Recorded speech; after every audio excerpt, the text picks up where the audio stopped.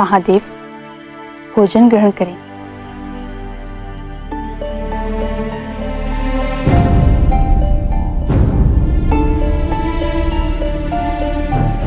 कदाचित आप भूल रहे हैं महादेव, आप जिस कन्या का अपमान कर रहे हैं उसने उन असुरों से युद्ध कर देवी सती के पिंड की रक्षा की है।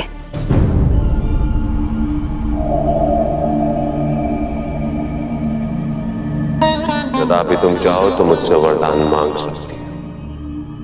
क्षमा करें महादेव, किंतु कुंवारी कन्याओं का अपने विवाह के संदर्भ में बात करना उचित नहीं समझा जाता।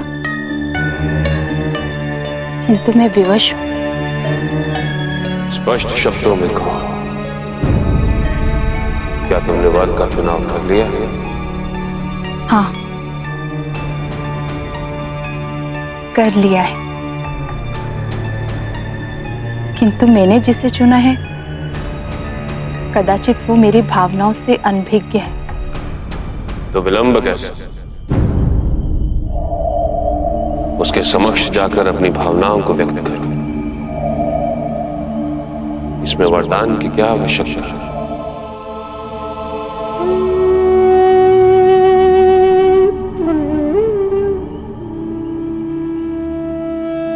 मैं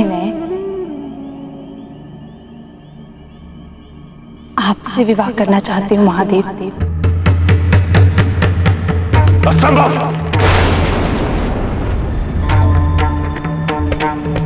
ये असंभव है। ऐसा कदापि नहीं हो सकता। इसी क्षण वंचित करता हूं। अपने मन को मेरे विचारों से वंचित करता हूं। इसी में तुम्हारा हित है।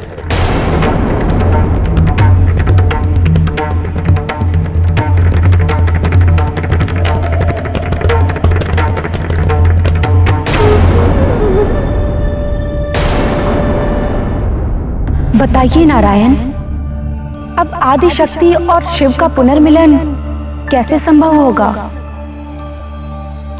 वो तो पूर्ण वैराग की ओर अग्रसर है। महादेव को अपना वैराग्य त्यागना ही होगा देवी। जब आदि शक्ति का पुनर्जन्म होगा। पुनर्जन्म अर्थात आदि शक्ति पुनः मनुष्य का रूप धारण कर महादेव के जीवन में लौटेंगी। किंतु कहीं इस बार भी फिर वैसा ही ना हो जैसा सती के साथ। नहीं स्वामी, ये उचित नहीं होगा। महादेव को किसी भी प्रकार का कष्ट नहीं पहुंचना चाहिए, अन्यथा क्या अनर्थ होगा इसकी कल्पना करना भी संभव नहीं है।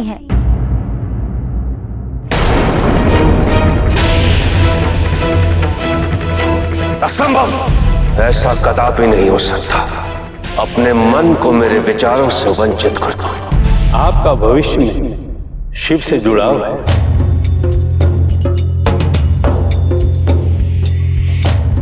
क्या अभाव है मेरे व्यक्तित्व या आचरण में? हाँ, ये अवश्य है कि मैं थोड़ी अधीर हूं, किंतु हिमावन की सभी पुत्रियों में अधीरता तो निहित होती ही है। और वो नदी ही क्या जो चंचल ना हो। फिर क्यों आपने मेरे विवाह के प्रस्ताव को इतनी निष्ठुरता के साथ अस्वीकार कर दिया? क्यों? मेरे पास तुम्हारे निरर्थक और निराधार निवेदन का कोई उत्तर नहीं है। यदि प्रश्न आपसे उत्पन्न हुआ है तो इसका उत्तर भी आप ही में निहित होगा। प्रश्न तुम्हारे मन और तुम्हारे विचारों में उत्पन्न हुआ है। मेरा मन और मेरे विचार भी तो आप ही से परिपूर्ण हो चुके हैं। ये उचित नहीं है गंगा। तुम भावनाओं में बहे जा रही है। बहना ही तो गंगा का जीवन है महादेव। और मुझे यह अनुभूति हो गई है कि गंगा जब तक बहते बहते शिव तक नहीं पहुंचती तब तक गंगा कभी संपूर्ण नहीं हो सकती।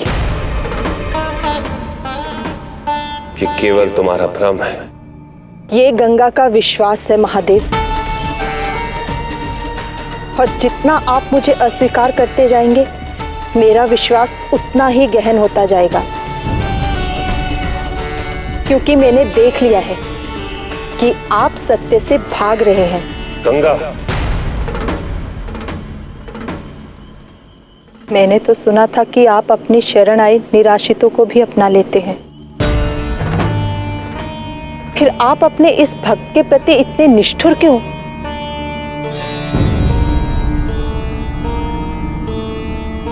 मेरी मंशा तुम्हें आहत करने की नहीं थी गंगा।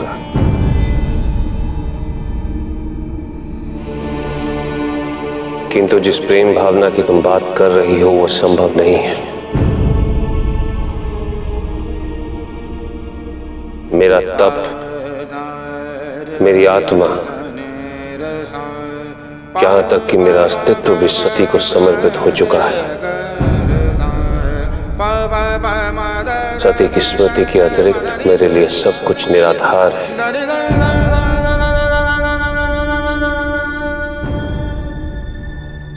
एक बार अपने पति के रूप में आपकी कल्पना करने के पश्चात ये गंगा किसी और को अपने पति के रूप में नहीं देख सकती। जिस प्रकार आपके जीवन में सती के सिवा और किसी के लिए कोई स्थान नहीं, उसी प्रकार अब से गंगा के जीवन में आपके सिवा किसी और के लिए कोई स्थान नहीं। आप ही बताइए, क्या परिणाम होगा मेरे इस प्रेम भाव का? क्या मैं सदा के लिए आपके सानिध्य से वंचित रहूंगी? मेरी बात ध्यानपूर्वक सुनो गंगा। मुझसे विवाह करने का विचार तुम्हें पूर्णतः त्यागना होगा, किंतु तुम्हारे साहस, तुम्हारे आचरण और तुम्हारे विचारों से मैं बहुत प्रभावित हूं। तुमने मुझसे वरदान की मांग की थी। मैं तुम्हें वरदान देता हूं कि संसार के कितने ही पाप, प्रदूषण और अन्य हानिकारक तत्वों का तुम्हें परिमर्जन करना पड़े। तुम अंतकाल तक शुद्ध और पवित्र रहोगी।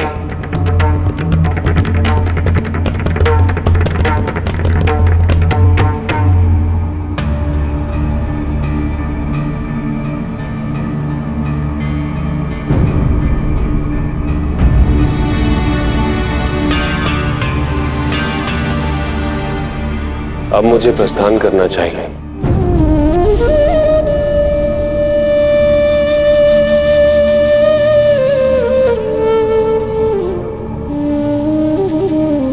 रुकिए। जाते जाते मेरे एक प्रश्न का उत्तर देते जाइए।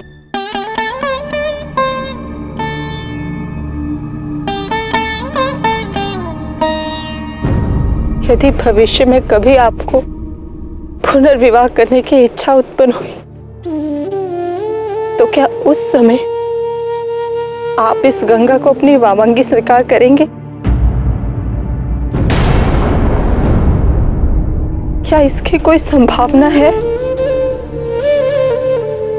क्या गंगा इस आशा के सहारे जीवित रह सकती है? ऐसा कभी नहीं होगा गंगा।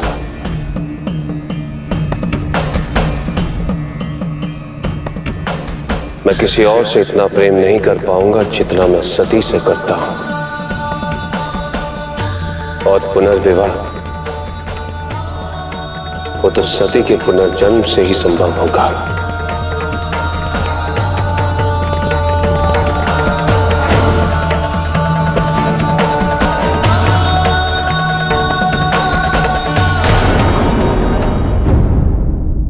मेरे असुर सैनिकों, हविष न पाकर देवता अशक्त हो रहे हैं। जाओ, जाकर स्वर्ग लोक को दूषित कर दो। तारकासुर, ये क्या नाटक कर रहे हो तुम?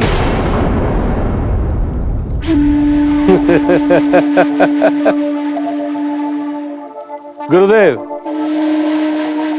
हविष ना पाकर देवता पहले से ही अशक्त हो चुके हैं। अब मैं उन्हें दूषित कर उनको अपवित्रों की श्रेणी में ले आऊंगा और बड़ी सहजता से स्वर्ग पर अपना आधिपत्य जमा लूंगा। कैसी है मेरी रणनीति? इसे तुम रणनीति कहते हो? ये तो अनीति है जो कोई कायर ही सोच सकता है। यदि वीर हो तो अपने बाहुबल से स्वर्ग पर आधिपत्य प्राप्त करो। गुरुदेव, आप एक बार फिर से मेरी रणनीति पर प्रश्न चिन्ह लगा रहे हैं। गोदम्बे, जाओ और जाकर स्वर्ग लोक को दूषित करो, हमारी आज्ञा है। जो आज्ञा सुरराज।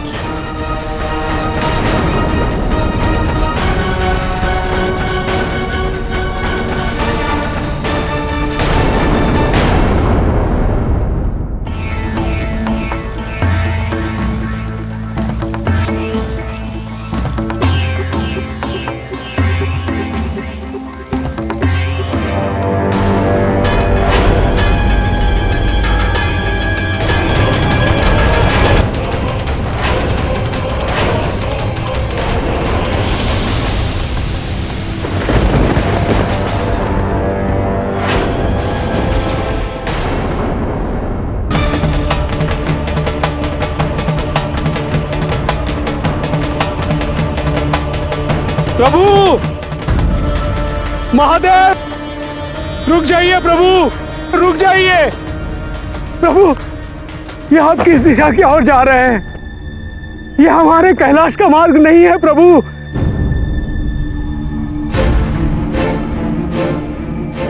नंदी,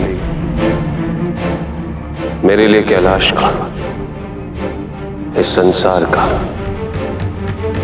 समस्त सृष्टि का कोई अस्तित्व नहीं है। जाओ, लौट जाओ। परंतु प्रभु, मैं कैसे लौट जाऊं? आपके बिना इस नंदी का कोई अस्तित्व नहीं है। मैं तो आपके बिना अनाथ हूं प्रभु। तुम अनाथ नहीं हो नंदी, तुम्हारे साथ तुम्हारे पिता शिलाद हैं। जाओ, जाके उनकी सेवा करो। प्रभु, मैंने तो आपको पिता माना है, आपकी सेवा में जीवन समर्पित किया है। मैं आपसे कुछ नहीं मांगना चाहता हूं प्रभु, बस केवल आपके साथ रहने की अनुमति चाहता हूं। मैं आपके किसी भी कार्य में बाधा नहीं बनूंगा प्रभु, तो अपने दर्शन से मुझे वंचित मत कीजिए प्रभु।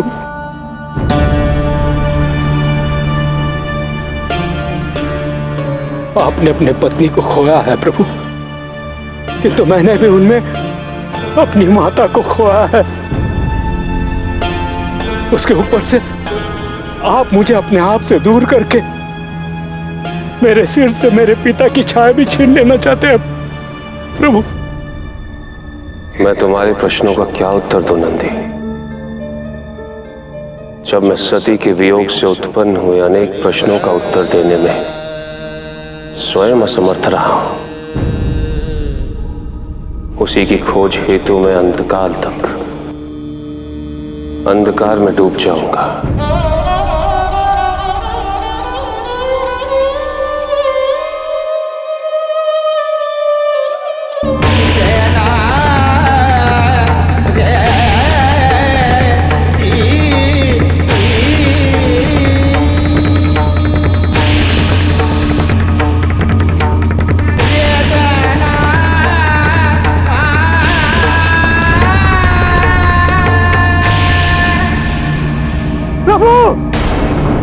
ब्रह्मेश्वर, असुरों द्वारा स्वर्ग को दूषित और अपवित्र हो जाने से एक शुद्ध और पवित्र नदी का होना अनिवार्य हो गया है, जिसके जल से सभी कलुषित दूषित शरीर, मन और हृदय को पुनः स्वच्छता और पवित्रता प्रदान हो। किंतु ऐसी नदी को हम कहां ढूंढे? पृथ्वी के एक महाद्वीप में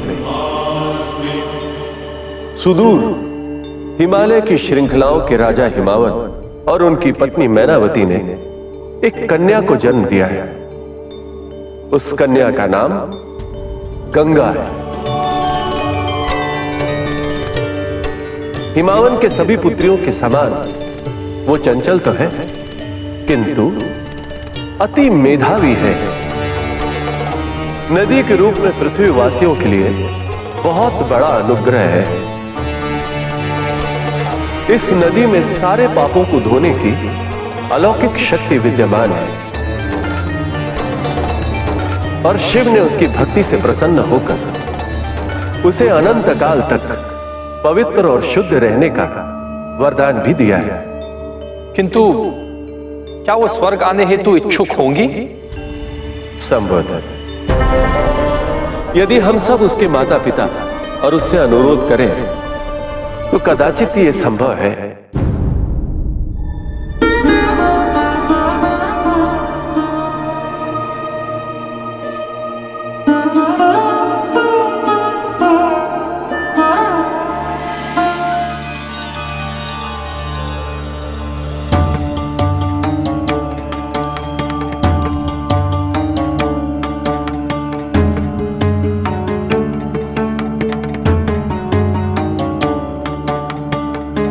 अहो भाग्य,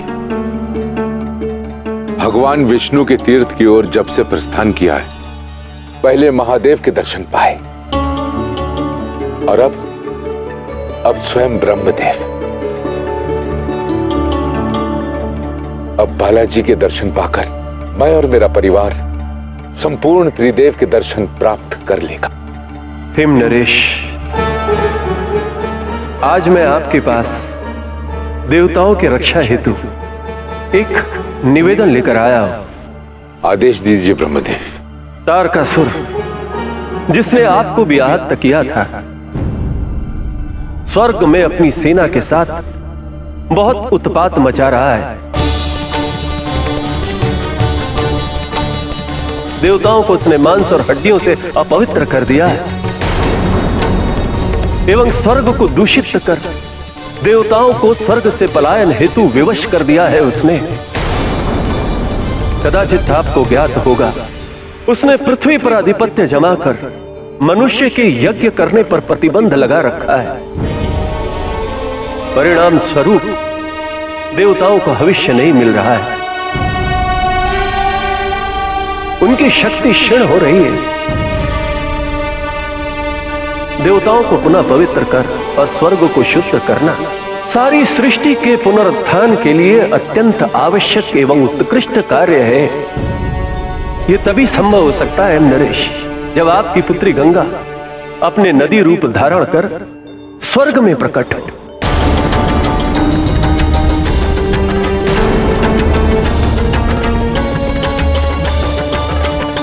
क्षमा करें ब्रह्मदेव, क्षमा करें।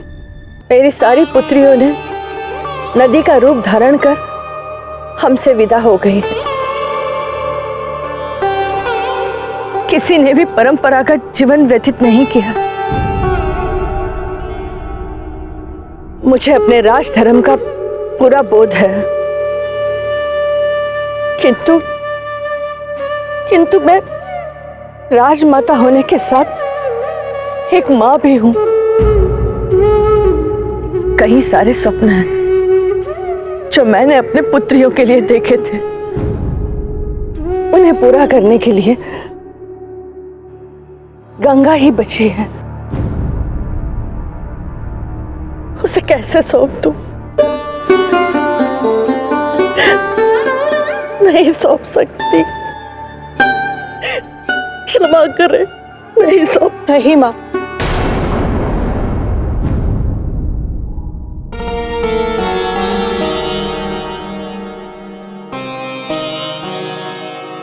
गंगा स्वर्गलोक अवश्य जाएगी,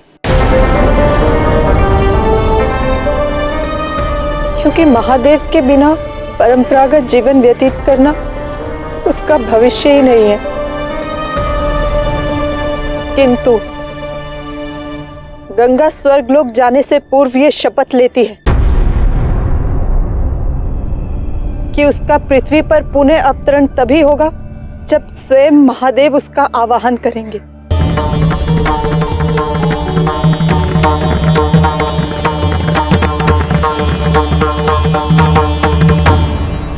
देवी, आप व्यथित ना, आप शीघ्र ही एक और पुत्री को जन्म देंगे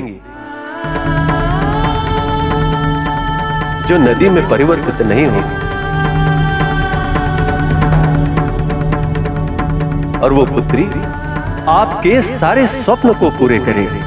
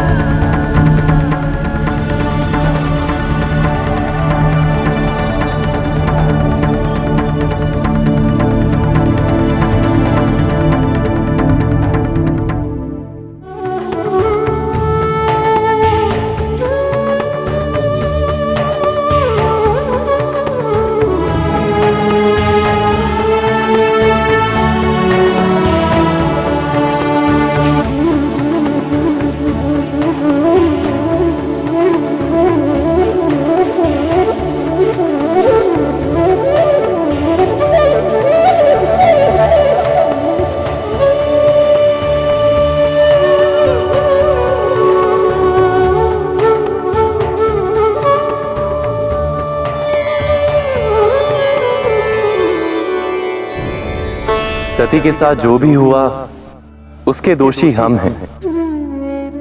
महादेव ठीक कहते थे, सती अभी उनके योग्य नहीं थी, किंतु फिर भी हमने सती को उनसे विवाह करने पर विवश कर दिया। किंतु इस बार आदिशक्ति का जन्म मनुष्य रूप में अवश्य होगा, परंतु वो संपूर्ण होंगी, हर प्रकार से महादेव के योग्य होंगी। ब्रह्मदेव ने मैना देवी को जिस पुत्री का वरदान दिया है वही होंगी आदिशक्ति, अर्थात महादेव की होने वाली अर्धांगिनी, जिनका आगमन महादेव के जीवन में इतना सुख भर देगा कि वे अपने सारे दुख भूल जाएंगे, जिनके आगमन से महादेव इस संसार से पुनः सहबद्ध हो जाएंगे, जिनके आगमन से त्रिदेव पूरे होंगे और सृष्टि का ये चक्र अबाधित चलता रहेगा। आदिशक्ति से शिव का पुनः मिलन उस दुष्ट तारकासुर के अंत का कारक भी बनेगा और संसार को उसके प्रकोप से मुक्ति दिलवाएगा। किंतु स्वामी, यदि तारकासुर को इसकी जानकारी मिल गई तो वो उस कन्या के वध करने हेतु हर प्रयास नहीं करेगा। आप चिंता ना करें देवी, आदिशक्ति का ये रूप स्वयं की रक्षा करने में सक्षम होगा। किसी भी आपदा से तारकासुर में इतना सामर्थ्य नहीं होगा कि वो आदिशक्ति के इस रूप को हानि पहुंचा सके।